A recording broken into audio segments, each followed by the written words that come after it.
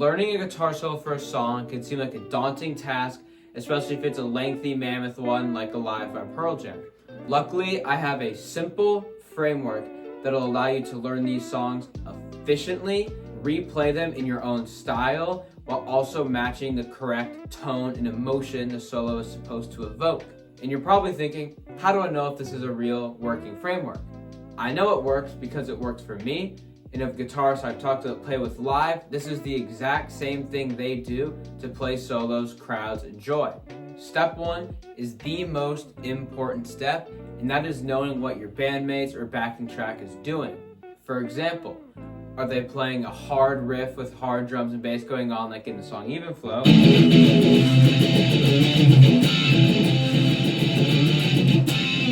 Or do we go back to Alive where the chords are laid back and the drums are more laid back like this?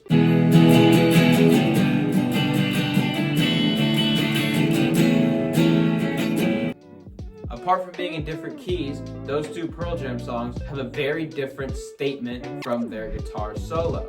And the statement comes more from the backing track, and the solo is what amplifies that emotional statement. And now this brings us to step two. You're covering a song, you need to learn the solo, you need it perfect, whatever. The truth is, you don't need it perfect because nobody really wants to hear you just completely copy someone off. There's a lot of people that can do it. You need to put this into your own style. Luckily, there's only two things needed to do this. The first is good knowledge of the key you're playing in and how to move keys and scale positions around the neck accordingly. And you have to understand the solo in its key moments. What is a key moment? Obviously, the first phrasings of the solo are very important. Like we think about songs like Comfortably Numb, we all know that opening part with the... No one's gonna recognize it if you start anywhere else. Same thing goes for a song like Even Flow. And so on. Another important thing you need to remember, what happens when the solo ends?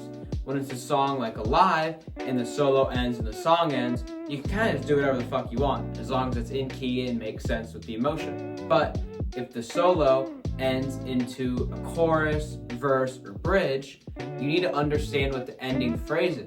The ending phrase is something you can switch up a little bit because if it needs to add tension or get rid of tension. But you have to understand what the ending phrase is doing, and to make it really easy on yourself, just keep the ending phrase the same.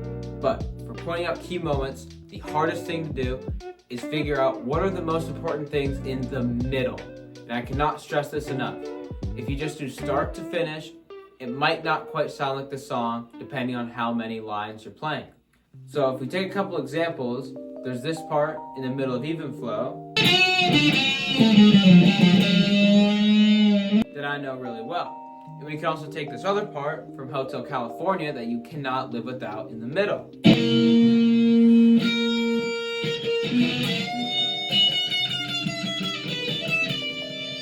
So, by using those examples of key middle moments, what do we do from here?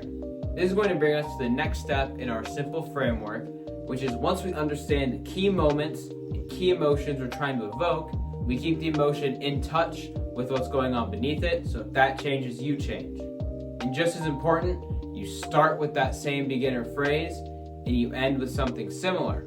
But now we have, a couple key moments in the middle, same emotion all the way through. What do? This is where our knowledge of the scales and how they move really comes into play, because you're just gonna fill it with whatever the fuck you want, as long as it matches the emotion and isn't out of key at the wrong times. And I know it sounds super simple, but it would have saved me months of headaches if I knew this framework much earlier. Now that concludes the part of the framework, but there's still one thing you really want to keep in mind. And this is the concept of having a good lick vocabulary, which is essentially guitar lines that you really like. By having a big lick vocabulary, it will be far easier to improvise on the spot. So I recommend building that. And the best way to build it compounds with practicing your solos, just like I've said in this video, is you just have to look at solos, see what lines you like and think are important, and kind of remember those patterns because you can overlap them with a bunch of different solos, just downscale the tempo, vibrato, slides, bends, whatever, and you can match any emotion you desire. By using the simple framework I've given you, you're going to be able to solo on stage like all your favorite guitar heroes. If you have any comments or questions to ask me, please leave them below in the comments. If you have any feedback on how to improve my videos, also leave those for me as well.